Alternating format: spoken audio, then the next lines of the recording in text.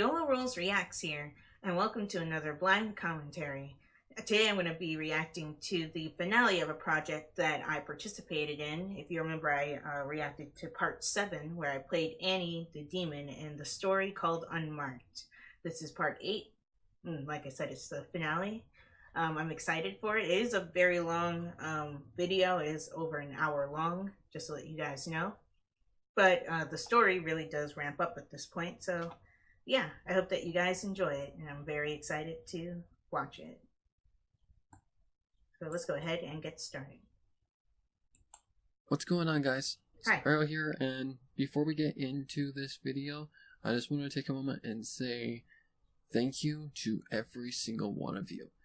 When I started this, story, it was almost 2 years ago, believe it or not, but Here we are. This is the finale, and I believe you guys are going to love this. It took forever to put together, so I really hope you enjoy it.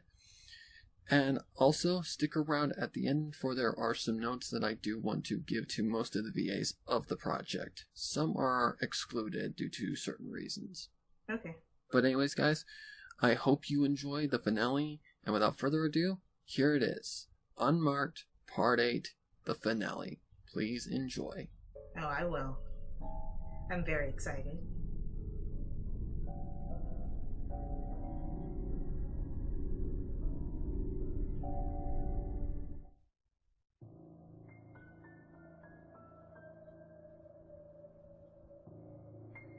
The forest was dark and quiet, making it hard for Coldstein to navigate through the thick trees.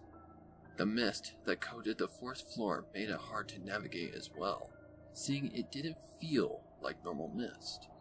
It was composed of something thick, and each time Coldstein touched the thick content, it made him feel weak and sick. It wasn't easy to avoid, seeing it covered most of the forest floor. So each step Coldstein took made him feel sick and uneasy.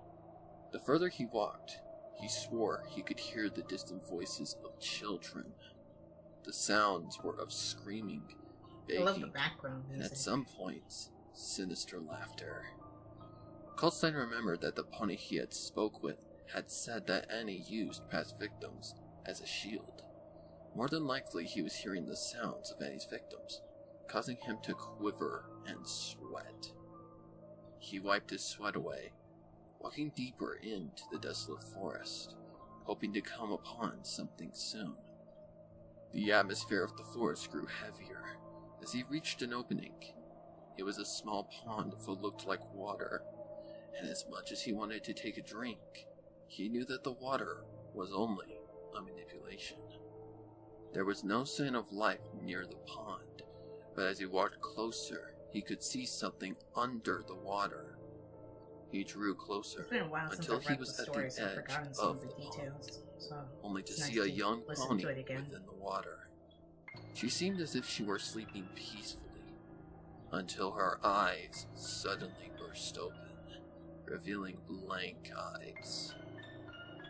She levitated from beneath the water until she was floating just above the pond, staring at Coldstein. The pony remained still for a minute until she suddenly opened her mouth, revealing sharp, jagged teeth, and released a roar that caused Coldstein to panic. The pony lunged forward, colliding with Coldstein and knocking him back into a tree. Coldstein attempted to stand back up, noticing the pony lunging toward him once more. Coldstein! He regained his balance quickly, searching for any sort of defense against the charging pony. Coldstein could not spot a single thing, and immediately just moved out of the pony's line of fire and ran around the area. The pony collided into a tree, hitting hard and knocking down the tree, which turned into dust. The pony grew angry as Coldstein continued to ponder his options while running from the pony. So much was going on at once that he couldn't think straight, and he was running out of breath. He finally came to a stop, noticing the pony charging at him once again. He quickly dodged the pony causing the creature to knock over another tree, turning to dust. He couldn't just keep dodging and running. There had to be a way to kill this thing. That's when his mind spiked, looking at the small pond, realizing that was his defense. Water. The water works as a killing mechanism. He said as he ran into the water, making noises to attract the creature. The creature caught sight of him and immediately lunged toward him again. This time, Coldstein took a deep breath, and just as the creature was just about to make contact, dove under the water. Coldstein dodged the creature again, and before it could fly out of reach, he grabbed the pony's back hoof. Coldstein quickly dunked the creature under the water, hitting the floor of the shallow water hard. The hit stunned the creature, giving Coldstein just enough time to grab the creature's head and smash it against the side of the pond. Coldstein did not hold back and continued to smash the creature's head against the pond's side until the creature went limp. The creature dissolved into nothing but a black muck, revealing an envelope. The envelope was clearly important, so Coldstein quickly grabbed the envelope and rose above the water, taking in deep breaths. He walked onto the side of the pond, examining his newfound clue. I wonder what's in it, said Coldstein, using his teeth to rip open the envelope. I wonder what's in it too, because I don't remember this part of the The story. envelope ripped open with thing. ease, revealing two I thought it things: did. a folded up paper and a key. He figured he should see what the paper was, seeing there was no doors around. He carefully unfolded the paper, revealing a note of some sort. My name is Sally. I am 8 years of age and was taken from my family. All I saw was a light before I was taken. My vision was only blurred lines of faint lights and 2 red eyes before I fell into eternal darkness. All I heard was a silent scream before my lungs were engulfed and my body went limp. It's cold here, but I adapted after 2 years. I want my mommy and daddy. Somebody please save me. I want to go home. Our eyes are blind and manipulative. Look from a different perspective, and you'll find your way. Be warned. If you shall continue, light will be your key. I can finally move on. Sally. The note had Coldstein baffled as he read over it again, trying to come to an understanding. Light will be your key. If light is my key, then what does this key mean? The key was a gold skeleton I know key, this background much music. like the one he used to enter the restricted Can't area think of the the name of the song, library.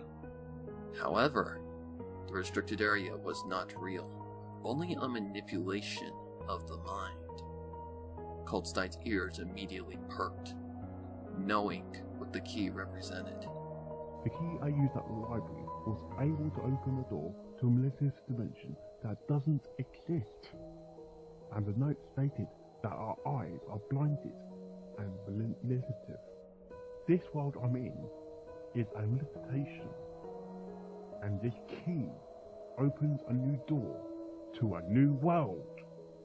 However, if light is my key, where can I find I probably should have said light? this at the beginning of the video, Coldstein but I'll thought link to hard the about the story down question. in the description. If the if you world guys he want was to read in along was a with it. manipulation, then darkness must be light. Bingo! Now, the rest of the statement. Look from a different perspective, and you will find your way. Once again, he was confused, scratching his head. Think hard, Coldstein. Go back to the note. He looked over the note, reading and examining it carefully.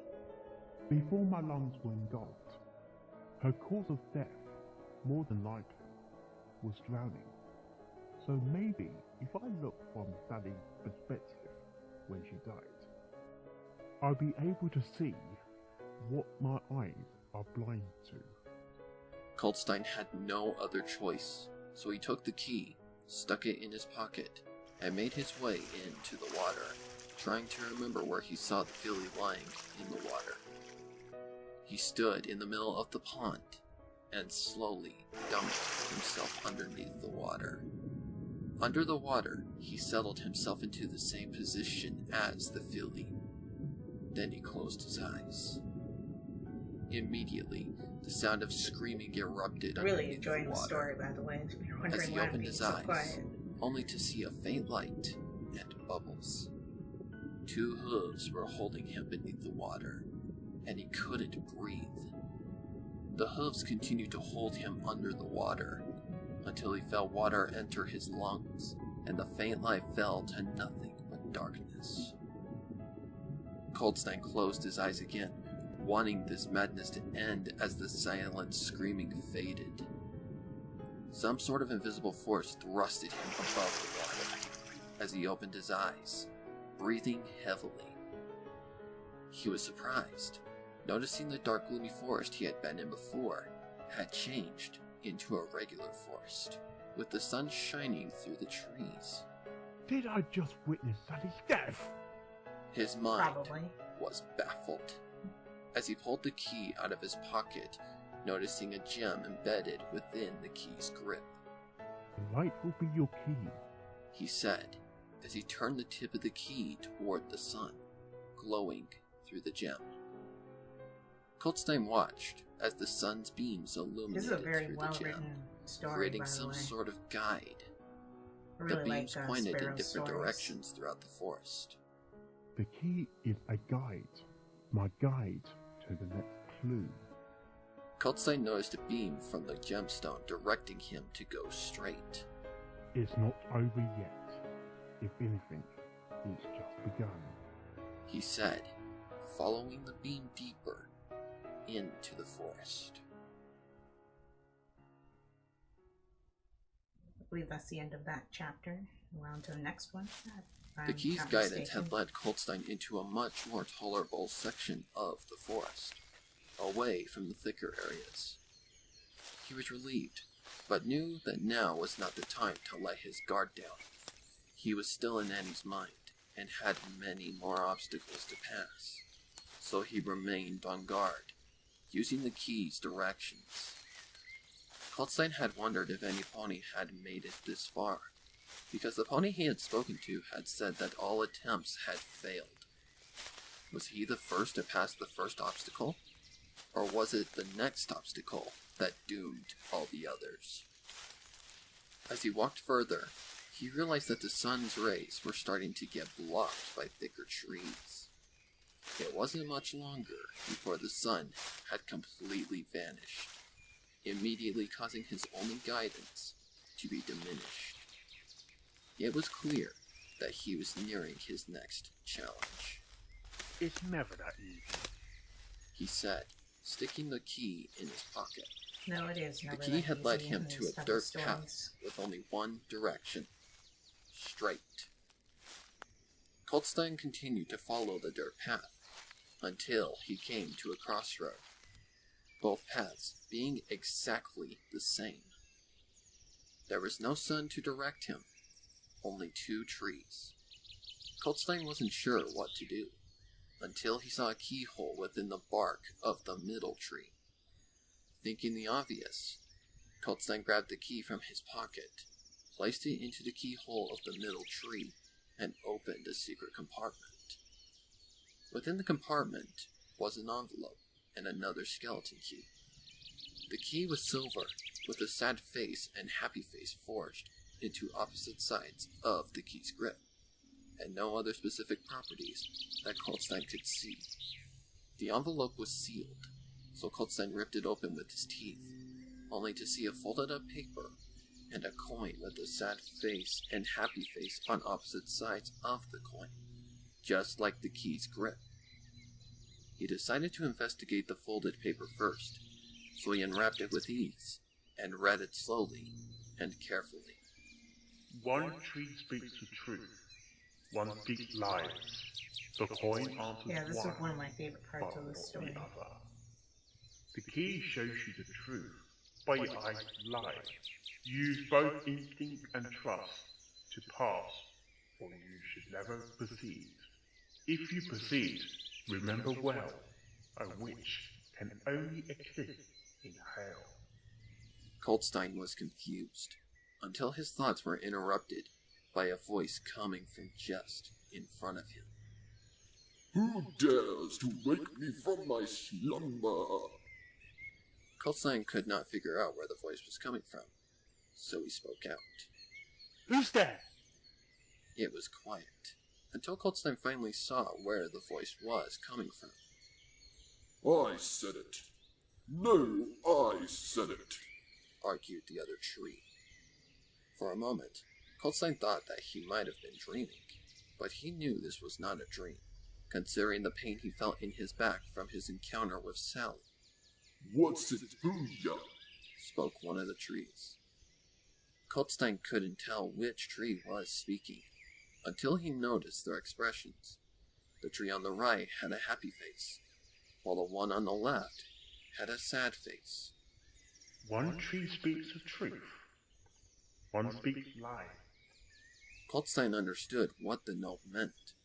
One tree speaks the truth, while the other speaks nothing but lies.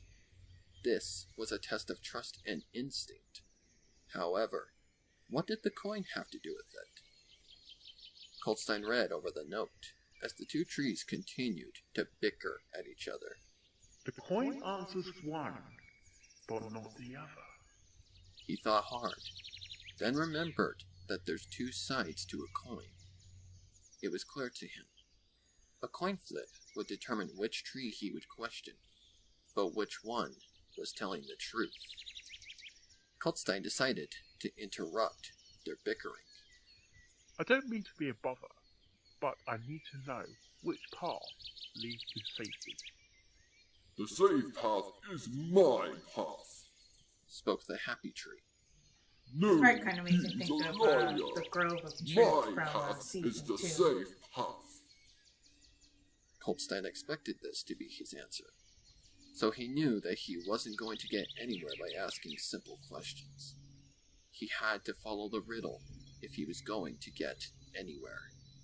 One of you is telling the truth, while the other is lying. According to this riddle, I can only ask one of you for the answer. That is right. You shall flip the coin you possess and determine your destiny. Coldstein nodded his head, placing the coin in his hoof and tossing it into the air. The coin remained airborne for a few seconds before finally landing in the soft dirt. It landed with a happy face visible, so Coldstein picked the coin up and proceeded to the happy tree. Again? You always win! Exclaimed the sad tree. Quiet down, I'm talking. Yelled the happy tree. The sad tree just shrugged as Coldstein approached. You may ask one question only, but be warned, Holy, I may have a happy face, but I may or may not speak the truth. I am a tricky tree, stated the happy tree. One question, said Coldstein, thinking hard of the question to ask the tree. He had only one chance to tell if this tree was lying or telling the truth. So he looked at the riddle again, closely. The key shows you the truth, but your eyes lie. I must have used this key for something, otherwise it won't be there. And since this isn't a manipulative world, and my eyes can see reality, it's not a trick. Where I use the key is clear, and the key shows me the truth. So I have to use the key for the truth. What should I ask the tree though? It has to be something to give an advantage. I wonder who did the voices of the trees. What can give me an advantage? Coldstein I thought can't tell hard if it was, as he read further Mark or into the Spirit. riddle. As he read on, something did catch his eye, and he immediately figured out what would give him his advantage, where each path led. Okay, I have my question. Where does your path lead? An unusual question, Holy, but since you asked, I must answer. My path leads to heaven. This means the other leads to hell. The riddle immediately made sense, because the last part of the riddle matched up. If you shall proceed, remember well, a witch can only assist in hell. Coldstein had solved the riddle, but was the tree telling the truth, or was it lying through its bark teeth? The next step was to use the key to figure out the answer. The silver key showed the truth, so it should be simple enough. Coldstein grabbed the silver key and placed it into the keyhole, turning it. Immediately, the world around him changed to the hellish dimension he was in before. Each path illuminated a certain light at the end of them. The happy tree's path showed a blood-red light, while the sad tree's path illuminated a heavenly glow. Coldstein had to think hard about this. Seeing the key showed the truth, yet he was in the manipulative world again, where everything he saw was a lie. The tree had said his path led to heaven, yet in this dimension, it led to hell. The manipulative world lied, meaning the fact it led to hell was not true. So Coldstein knew which tree was telling the truth. It was the happy tree. But it just seemed too easy. Think, Holstein. Double check before acting. This is almost too easy. Coldstein checked his surroundings one more time, and noticed something fishy about the trees. The faces had not changed, meaning since the trees did not change, the happy tree was lying about where his path led. The key was showing him the truth. The tree just misled him. No wonder the others don't make it. They'll all fall by the tree, and didn't notice that the tree remained the same. Coldstein turned the key and pulled it out, sticking it into his pocket. I know who the lying tree is. No pony else figured this out, because they were fooled by their instinct. The lying tree is the happy tree! The happy tree laughed, but Coldstein had figured out the scheme. Why would a tree with a happy face lie? Simple. The key I contained tells the truth, correct? I am in a dimension where my eyes see reality. So the key shows me the truth. The other victims who were smart enough to get this far stated the obvious. This dimension's world is a lie. They think that your path leads to heaven, and that the other tree's path leads to hell, the next place I need to go. It is exact opposite. Because even though the tree shows this world, it doesn't lie what my eyes see. Your face don't change either. So if I were in the business world, your face would change. Your faces don't change either. So if I was in the business world, your faces will change. Because the world fools my eyes. That wasn't the last dimension I was in. I was the next dimension. Hell! The military world was just used as a mask to fool your victims. But luckily, I double-checked my surroundings and wasn't fooled by a happy face. Therefore, your correct path is yours. But why would you choose hell over heaven? That makes no sense. Simple. If you are to proceed, remember well, a witch can only assist in hell. Therefore, if I wish to confront my enemy, I must travel to hell. The tree was speechless. Coldstein had debunked the riddle, and had figured out which tree was lying. Congratulations, Pony. You have outsmarted me. You may proceed to the next step. Coldstein nodded as he turned down the Happy Tree's path to travel into the hell where Annie awaited his arrival. One more step, Coldstein, and this madness ends forever. I'm coming. That was a pretty good riddle, though. I do like how the puzzles are crafted in this story. They're very creative.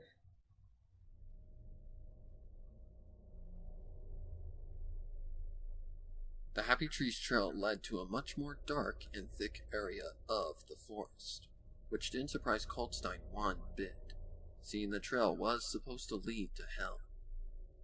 The atmosphere of the area was heavy, much like the first area he had arrived in, causing him to struggle a little as he proceeded deeper into the uncharted territory. His flesh was scratched by the thorn bushes that grew off of the trees, causing his body to burn like fire. He didn't care if he was infected or even if he died, as long as Annie was defeated for good. After passing the uncharted area, he came to a huge opening, where he saw a hut formed from the tree it was connected to. 2 windows glue a fluorescent light from the moss-covered hut, as Coldstein took precautions walking further into the opening. He knew that Annie wasn't going to allow him easy access. Coldstein was correct, noticing a large number of walls composed of the forest plantation form all around him, along with a sinister laugh in the midst of the newly formed trap. Did you really think it would be that easy? Nice. No, Annie. Do you think I'm that stupid? I know how things work with monsters like you. Well, I doubt you'll be able to pass this test, scum. This maze has never been passed by any mortal, and was designed to do so. You may have been able to pass every other test I've thrown at you, but this test is one that not even you will be able to pass. You'd be surprised, Annie. I look forward to seeing you on the other side.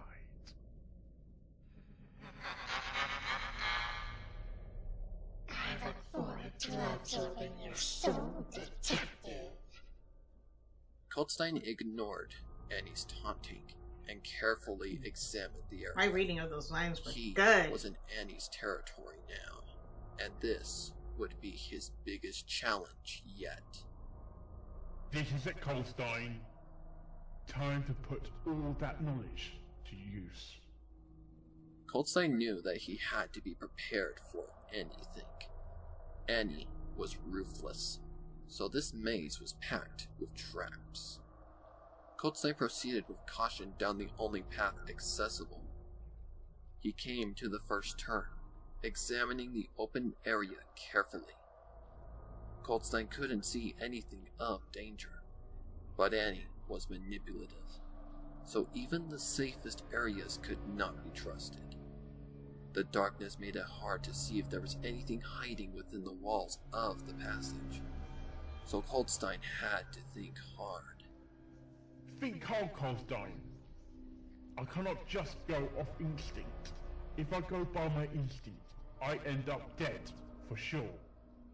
Coldstein retraced his steps, remembering that he had a key that showed him the truth. The key! He exclaimed, pulling the key out. Now, I just need a keyhole. There's no keyhole. Who's there?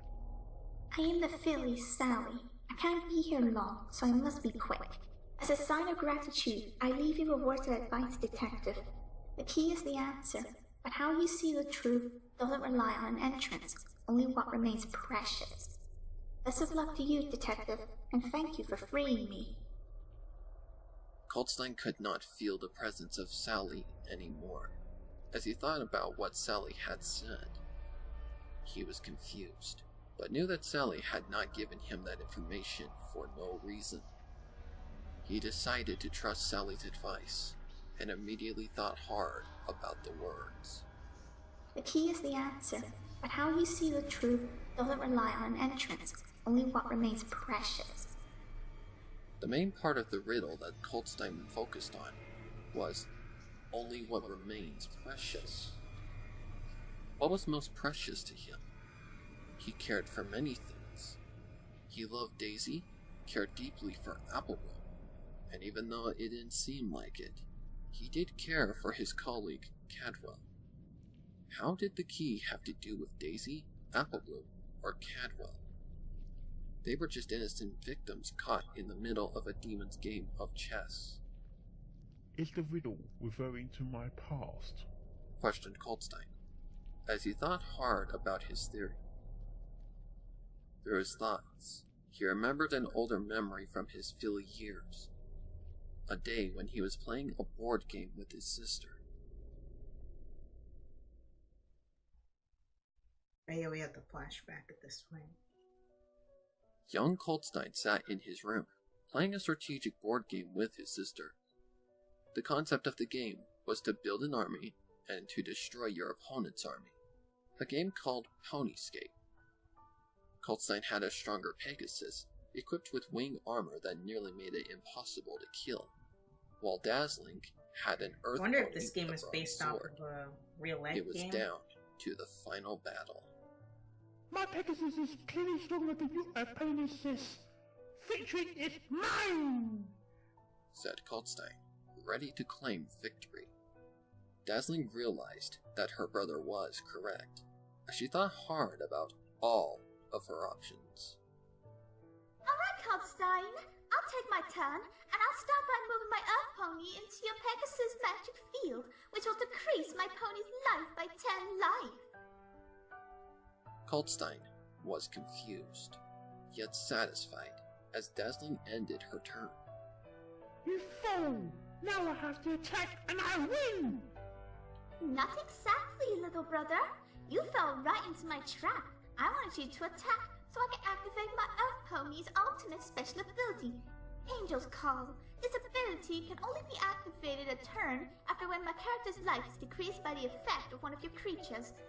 My character regains life equal to the amount of life it lost times 10. My creature gains 100 life, and your creature only has 50 life. Therefore, your creature is destroyed, and I win the game. Coltstein was shocked. He clearly had the game won, yet his older sister had pulled a bold move to win the game. How did you do that? Simple, little brother. I looked over all my possible options and found a way to outsmart your tactics. Sometimes, if you look at things differently, you can find a way to overcome a sticky situation. Well, you won fair and square. So I guess I'll be doing the dishes tonight. Coltstein's mind spiked at the thought of what Dazzling had said that day, remembering that he still had the other key. If he looked through the gem embedded in the key's grip, perhaps it would show him the right path, even though he knew that there was no safe path. Coltstein reached into his pocket and grabbed the gold key, holding it by its teeth between his hooves. He squinted his left eye shut and looked through the gem-embedded part of the grip, immediately noticing something strange. He could see what looked like a staircase drawn along the left wall of the passage, which he knew was the only safe way to pass. I'll be damned. I can't believe that actually worked. Coltstein felt a small boost of confidence, until he remembered he still needed to find some sort of way to trigger the staircase. He turned back to the key, staring through the gem, hoping to find what looked like some sort of keyhole. It didn't take long to find a hidden keyhole just outside of the opening to the passage. Using the key's guidance, he walked to the location of the keyhole and placed the silver key into the hidden keyhole, turning the key. Immediately, a staircase made out of concrete grew from the side of the wall, causing a motion-activated booby trap to activate.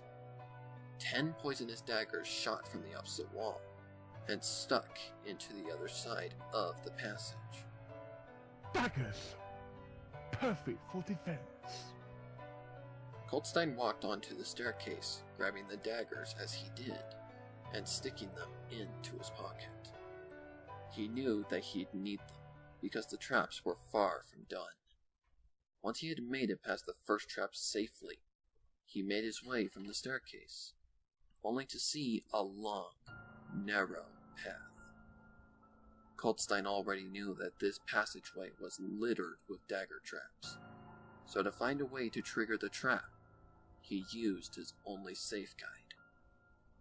He couldn't see any hidden passages through the key, even after doing a double check to make sure he had not missed anything. That's when he knew that to get past this obstacle, he'd have to run as fast as he possibly could, and hopefully not get hit by any daggers. Goldstein was pretty athletic, so he could run fast, but this was a matter of life and death, so unless he hoofed it, he'd be hit by one of the daggers for sure. Goldstein decided to do a countdown, preparing himself for the long run. It was as if he were preparing for an Olympic event, only the stakes were higher and much more dangerous. Don't think, just run, Goldstein. 3, 2, 1, run! Goldstein abandoned any other thoughts and quickly trotted as fast as he could down the long path, hearing the booby traps trigger. He didn't think of anything and just continued to trot, focusing on only getting to the other end of the path. He was only inches from the end of the path when he felt an agonizing pain in his right thigh. He had been struck by a dagger, causing him to falter a little, but with one final lunge, he was out of the danger zone. His right thigh burned like fire as he examined the injury, only to see a small steel blade embedded deep into where his cutie mark was located. He knew he had to get the blade out, so the poison couldn't spread any further than it already had. He groaned in pain, gripping the sharp blade and pulling it out. As he pulled the blade out, Goldstein screamed so loud that it echoed throughout the maze. Even though it was painful, Goldstein knew that the blade had to come out, so he continued to yank on the blade until it finally came out. Blood gushed from the open wound as Goldstein struggled to stand back up, noticing something at the end of the long path just in front of him. 3 creatures that looked like dogs growled at him, ready to pounce at any moment. Goldstein looked at the creatures, anger expressed on his face, as he stood back up, gripping the blade that he had just extracted from his wound. This is what you wanted all along, isn't it? To see me weak and hurt? Is that what you wanted, Annie? His tone was nothing but anger and rage, as he continued to stare at the creatures only 30 yards from him. I've been through hell and back because of you. And now you're going to pay for what you cause. This is truly what you want. Then come and get me! I'm not afraid anymore, you bitch! Goldstein watched as one of the horrendous creatures lunged toward him, ready to attack and finish him off. He continued to grip the dagger soaked with his blood, waiting for the creature to attack. Once the creature was within his reach, Goldstein thrusted the blade into the creature, hearing a yipe sound from the dog-like creature. The thrust from the blade had immediately weakened the creature, as Goldstein continued to hold the blade within the creature, pinning the monster against the wall of the maze closest to him. The blade had begun to slide up the creature, as Goldstein released all the pressure he had on the blade, making sure it was pinned into the wall well enough to hold the creature. The blade had begun to slowly slide through the creature, slicing the creature in two. How does it feel? That's how I felt for years because of you. Torn in two. Off of that statement, the creature's body was sliced in two, causing the other two creatures to retract. The poison had a strange effect on Colstein. Retract.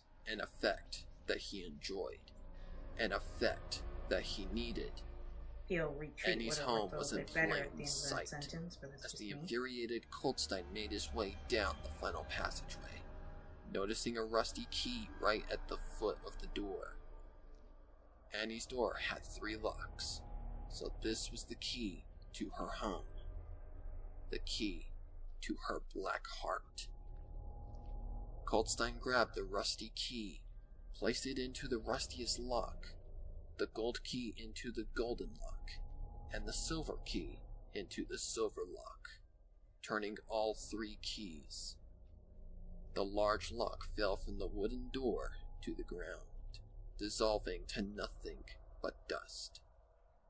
As Colstein prepared to enter Annie's heart, the encounter he had awaited ever since the night he had ever encountered Annie. I'm home, Annie! Let's settle this now!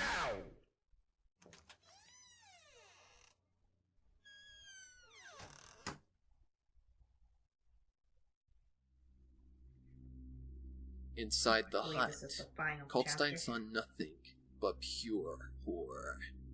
Along the walls of the hut were blood-stained tables with chunks of meat and flesh on them, next to bloody knives, along with a torture device designed to rip Philly and Colt's limbs clean from their bodies, placed along the wooden floor.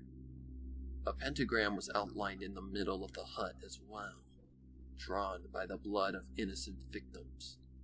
But Colstein noticed something particular about the blood. It was fresh, meaning it had recently been drawn out. Once Colstein had finished his observation of the hut, he caught sight of an angelic pony on the far side of the room, humming a tune. He could see another pony within the torture device, silenced by something covering their mouth. The pony had something on their head, something red and very familiar. The angelic pony moved away from the device, only to reveal Apple Bloom with a nasty incision on the left side of her body. Her eyes were full of tears, and her mouth was covered by some sort of tar. She screamed in agony as the other pony placed their hoof back into the incision.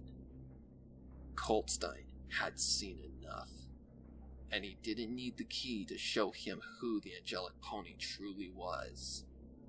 It was Annie. To catch Annie's attention, Colstein stomped his back hoof against the wooden floor. The stomp startled Annie as she turned to face him. Looks like I underestimated you. But your adventure ends here, Detective. Come any closer, and I'll rip her limbs from her joints. So, this is how it is. Applebloom was right. You are a coward.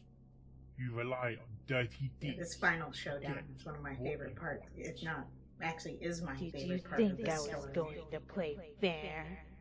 Apparently, you don't know how demons work.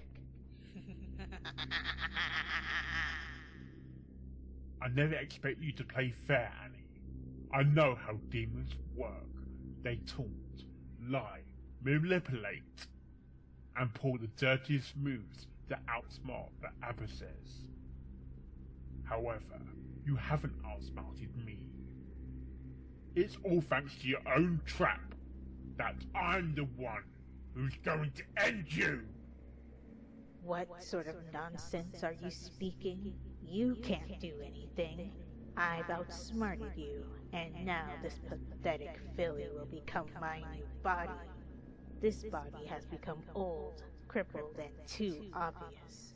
With Apple Bloom's body, I'll be able to plague this pathetic world.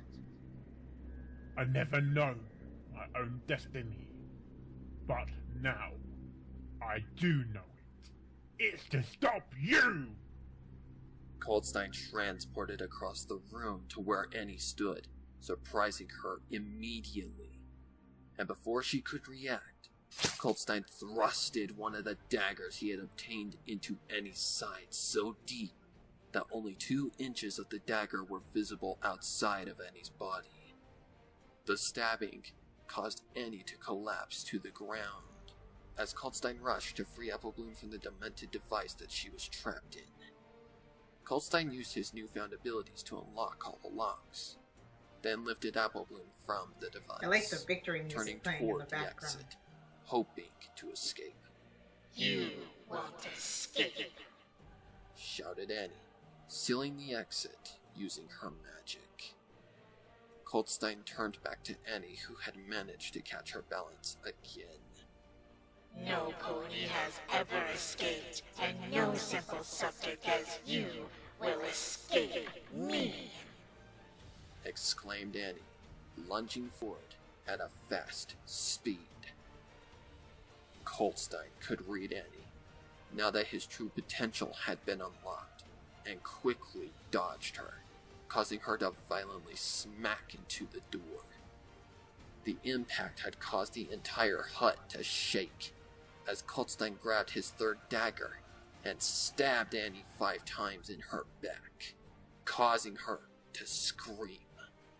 He didn't show her no mercy and I actually continued did to use stab her screaming and stuff over for this part, but and over they until weren't the very blade good, so they broke, weren't used. sticking it into I was her using back. my headset To mic. I have continue a his different mic, assault, in case you Coldstein can't hear. grabbed the 4th dagger and stabbed her until the blade broke. Coldstein was not holding back and continued to do the same cycle until all the daggers had broken, and Annie's back was completely covered with stab wounds, and only blood was visible. Once the stabbing was done, and enough poison was infested into Annie to kill her, Coldstein watched in his rage as Annie fell to the floor with a hard thud, screaming in pain. She was defeated at last, slowly dying in her final moments. How does it feel to finally feel the pain and agony that I felt for years, all because of you? You think you've won? The moment I seal that exit, I trap you to your death. This hut will collapse and you'll go with it. I'm one detective. You've lost. Annie suddenly let out a piercing scream, causing the entire hut to shake and slowly start to collapse. Goodbye, detective. Taunted Annie, laughing at his false attempts. Annie had Coldstein pinned, and if he had any chance of escaping, he had to think fast. The unfolding events made it hard for him to think, along with Annie's laughter, until he spotted a book on a table starting to collapse. That's when he remembered the legend of the book he had found in Canterlot Library that day. If any pony is to ever come across it, they are destined to die from their own doing. The words made him realize what he had to do now. To defeat Annie, he had to die. It was the only way to win. But he had made a promise to Daisy that he would return, and wanted to let her know that he loved her. The question was, how? Through his struggle, he heard Apple Bloom say something, but due to the black tar covering her mouth, it was hard to tell what she was trying to say. Apple Bloom, are you trying to tell me something? Apple Bloom responded by nodding her head. but if he tried to even remove the tar, he would rip her flesh clean from her jaw. Coldstein did not have to act, as Applebloom used her hoof to obtain some blood and wrote a message along the floor. Even though it hurt her, she knew she had to repay Coldstein some way, causing Coldstein to smile. Applebloom spelled out the words, "Use me," using her own blood, immediately confusing Coldstein. How can I use you? Applebloom responded by touching her right ear with her right hoof, as if she were directing him toward it. Do you want me to use your ear? Applebloom wasted no time in nodding her head, so Coldstein acted quickly, placing his mouth near Applebloom's right ear. Daisy stood before Annie, still in full manifestation, laughing at her, and calling her every foul word she possibly could in the time of Coldstein's absence. Daisy had adapted to Annie's insults, so she just ignored the insults and continued to worry about Coldstein, due to him being gone for over an hour. Annie's insults were suddenly interrupted by a familiar voice, speaking out of Annie's mouth. Daisy, are you there? If you dare, it's Coldstein, speaking from Annie's mind. I just wanted to say goodbye, and that I love you, even though it may not seem like it. You are the only one who believed me through this entire case, and for that, I am forever This grateful. is a very heartwarming. But in the end, I must die to save both Applebloom and you. It was sealed in stone. Ever since that night that I encountered Annie for the first time. For me, for Applebloom, be sure to get this footage of this accident to the media. It's the only way to prove Applebloom is innocent and to free her from the facility. I love you, and always will. Goodbye, Daisy. The message ended, and Annie fell to silence. Daisy knew that that was Coldstein, and that he was not kidding about anything he said. She felt tears enter her eye sockets, trying to think of any possible solution. There has to be a way to save him. It can't end like this. No more lives can be lost. Her mind fell to one solution as she grabbed a camera from its stand and cast the spell that she had cast on Coldstein to enter Annie's mind, causing her to enter the mind of Annie, hoping to save Coldstein and Applebloom. Just like Coldstein, Daisy landed on the outskirts of the forest. She stood from the hard ground, surprised that the camera was still working. She was confused on where to go next, until she heard a child's voice. If you wish to save them, come with me. Daisy was scared as she questioned the voice. Who are you? Where are you? Down here. Daisy looked down with the camera, only to see a young female filly standing on her hooves. She was both frightened, yet comfortable at the same time. She could see this was a harmless spirit, as she spoke out. Who are you, dear?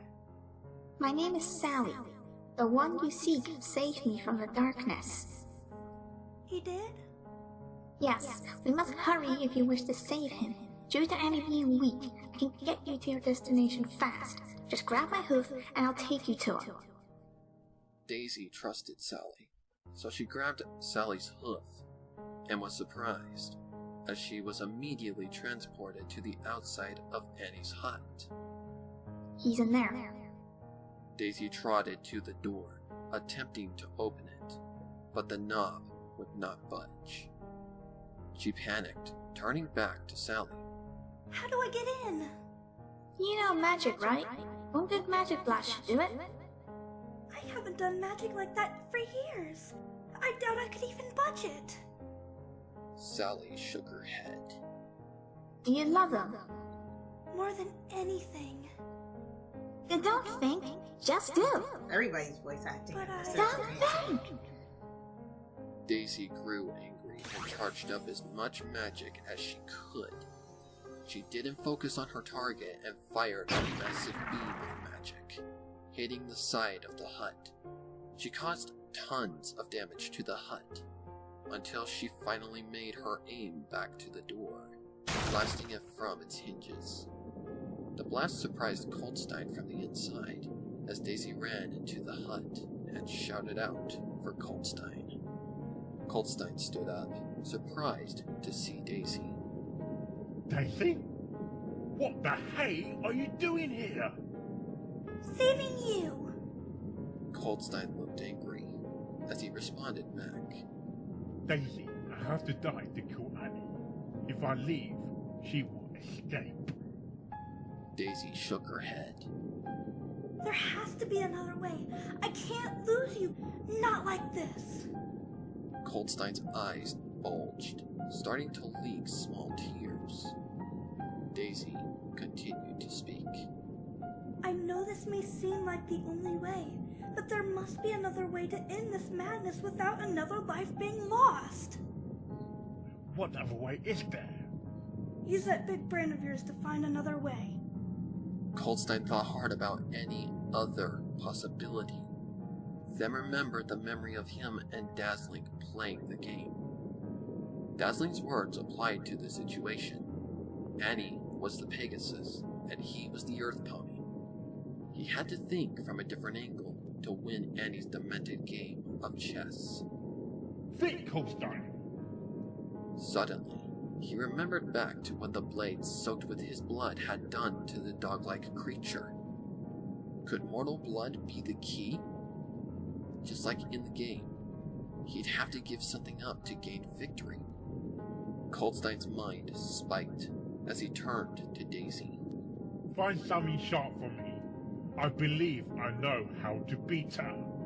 Daisy quickly scrambled around for any sharp objects, immediately noticing a large shard of glass among the clutter. She quickly grabbed it and gave it to Coldstein. Hold Applebloom for me. Daisy took Applebloom from Coldstein, handing Coldstein the glass shard. What are you going to do? Give Annie her kiss of death. Applebloom, this is going to sting, but I cannot use my own blood, so I need you to be strong. Applebloom nodded her small head as Coldstein made a deep cut into Applebloom's front right hoof. Applebloom jolted as blood started to leak from her wound. To catch the blood, Coldstein started sucking blood from the wound like a vampire. Coldstein hated to do this, but he needed lots of blood to put Annie to rest forever. So he continued to suck until his mouth was full of the taste of iron. He didn't enjoy the taste, but he had to deal with it as he turned toward Annie. Annie looked at him, weak, as Coldstein leaned down and quickly silenced Annie by putting his mouth to hers, spitting all of Applebloom's blood into her mouth. Annie attempted to break from him, but Coldstein held himself to her, making sure that all of the blood was extracted. Once he was sure that the blood was in Annie's mouth, he pulled away and cramped Annie's mouth shut to prevent her from spitting out the poison. He even cut off her nostrils so she couldn't breathe. Didn't think I figured it out. This is your own weakness. The blood of a mortal. He had to get her to swallow it, so he sat her up and violently thrusted her head back, giving her no choice but to swallow it or choke. She attempted to fight in his hooves, but Coldstein was clearly stronger, due to Annie having tons of wounds and large amounts of poison in her bloodstream compared to Coldstein. Daisy, I need help! Daisy sat Applebloom down gently and quickly rushed to his aid. What do I need to do? I need you to give her a nudge. One stab should do it. Daisy had the glass shard that Coldstein had used, so she quickly acted by stabbing Annie in the stomach. Annie was stubborn, refusing to give in, so Daisy attempted another stab just above the abdominal area, but once again failed. Daisy went for another stab attempt, but was surprised as Annie broke free from Coldstein's grip and created a force strong enough to push Coldstein and Daisy into the walls of the hut.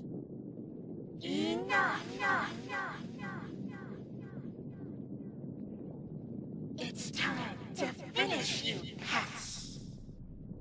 Coldstein and Daisy's impacts had hurt both of them badly, so they I like couldn't the echo recover to effect on defend that one. themselves. I had to As Annie re-record picked that up a one a few large, times, I sharp recall it metal correctly. shard and prepared to thrust it into Coldstein. You might have weakened me, but I still have enough strength for one final kill.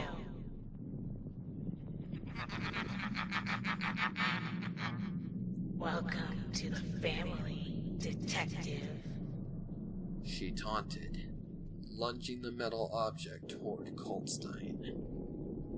Coldstein saw his life flash before his eyes as the metal shard grew closer and closer. He saw his family, Dazzling, Applebloom, and all of the ponies he had failed to protect as he prepared to enter Annie's family of tortured souls.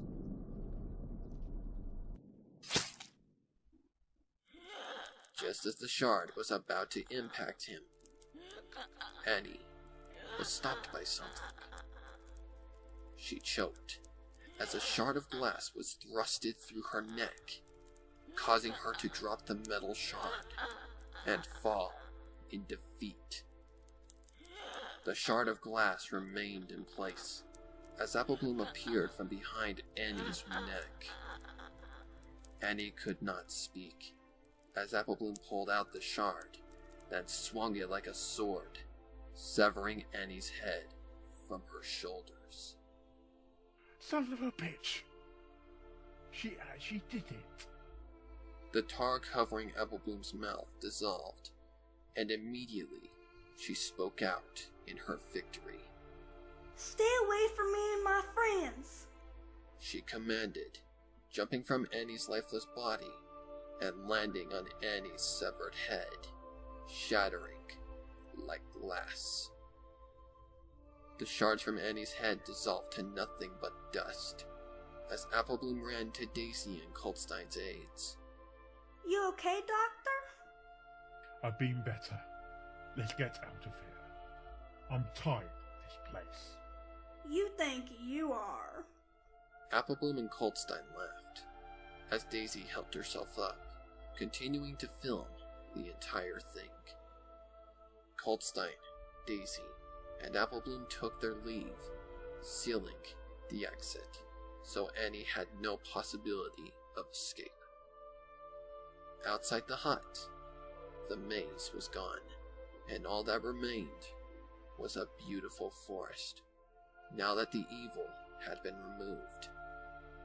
Above them, tons of white auras filled the sky, each heading toward a large portal.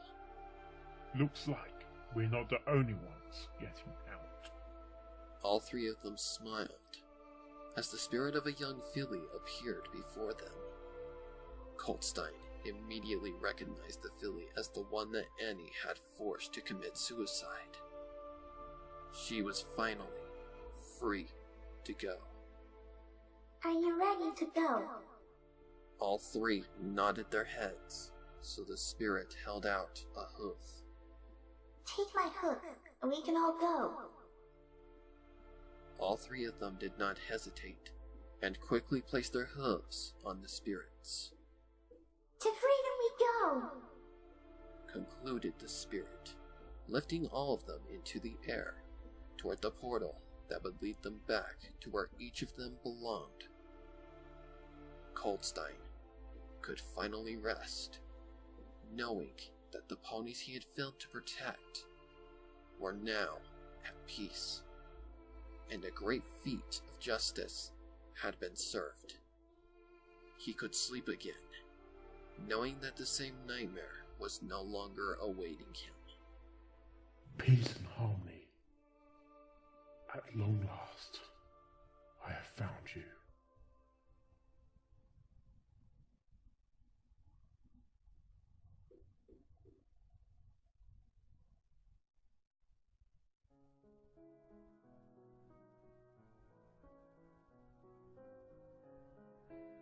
It didn't take long for Applebloom's innocence to be proven after the media got a hold of the footage from the exorcism.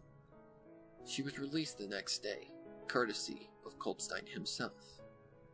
However, it wasn't the footage of the exorcism that became the talk of Ponyville, but what happened within the Canterlot morgue. Patients Scootaloo and Sweetie Belle miraculously came back to life not long after Coldstein, Daisy, and Applebloom had returned from Eddie's mind. Coldstein laughed when he read the story about Scootaloo and Sweetie Belle returning from the dead, even though he knew how they truly came back. They were freed, just like the other countless souls of victims that Annie had stolen for her own power. Knowing that innocent victims had regained their lives made Coldstein happy, even though it was Applebloom who had freed them by killing Annie. That was one thing he could never take credit for, despite his reputation. As for Coldstein, he, along with Daisy, retired after one of the most compelling cases ever documented in the Canterlot case files. Coldstein had seen enough death in his time as a detective, and now that he knew justice had been served, he could retire in peace. The Apple family remains in contact with Coldstein and still ask him for weekly sessions with Applebloom, which is one thing he could accept as a friend to the Apple family, along with Daisy. Scootaloo and Sweetie Belle made full recoveries and continued to crusade with Applebloom, even though, not long after her encounter with Annie, Applebloom earned her cutie mark, a shield that represented her bravery and strength in the face of danger. Applebloom had saved Equestria from what could have been a horrible future. Well, she was the hero, not in Coldstein, the actual show and Coldstein are accepted that. He never wished to be rewarded for anything, and was happy, knowing that all of Annie's victims were free and at peace. 1 year after the Unmarked case was solved, Coldstein and Daisy finally tied the knot, and not long after the wedding, Daisy ended up pregnant with a baby boy. Both of them agreed on a name that suited both of them combined: Bolden. Daisy and Coldstein both had bold hearts, and despite the odds, always found a way to triumph over every obstacle in the end. Coldstein and Daisy decided to live out in the country, where they would never be bothered by any pony, except for the friends that knew the location. Coldstein and Daisy have been at peace for 3 years, having visits from the Apple family every so often, along with Coldstein continuing his sessions with Applebloom. The couple could not be happier, but one thing still bugged Coldstein, something he remembered from his time in Annie's mind.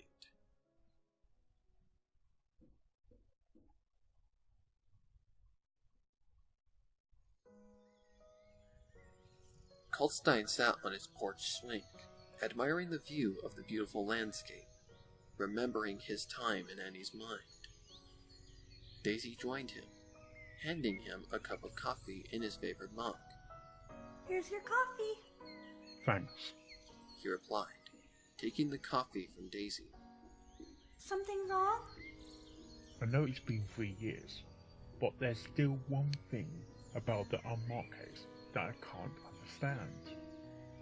The effect of that potion had on me. It made me remember something that I can't ever recall in my life, even though it's true that I never knew what my cutie mark represents when it appeared at some nightmare night party. What happened at the party? I'm not sure. Me, along with some other friends, decided to go out looking for ghosts. But the strange thing is, I don't remember anything about that night. I remember waking up the next morning, and every pony was staring at me with strange looks. My cutie mark was there as well, so I sometimes wonder if my destiny was connected to the paranormal, and he couldn't possess me no matter how hard he tried, and the poison from the dagger made me more powerful than a demon. So I wonder, am I real, or am I a spirit of some sort, sent here to help rid of this world of demons? Am I a powerful spirit in pony form? After all I've seen, I wouldn't put it aside, but it doesn't matter. All that matters is who you think you are. I'm just any other pony, and I prefer to keep it that way, because as long as I have you, nothing can ever make me think otherwise. I agree.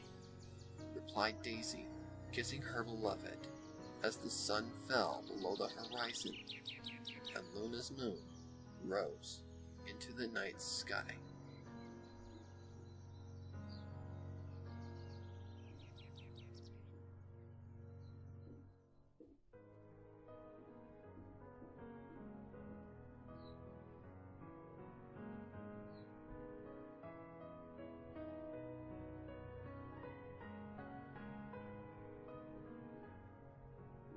Oh, there were two people playing a... Oh, right, because they did that one, the earlier ones before I took over the role. That's right.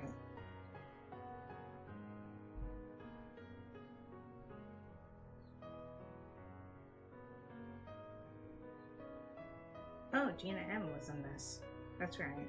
I remember now. It doesn't always... It only shows the names of the people who were involved in that part and the credits that play throughout the story.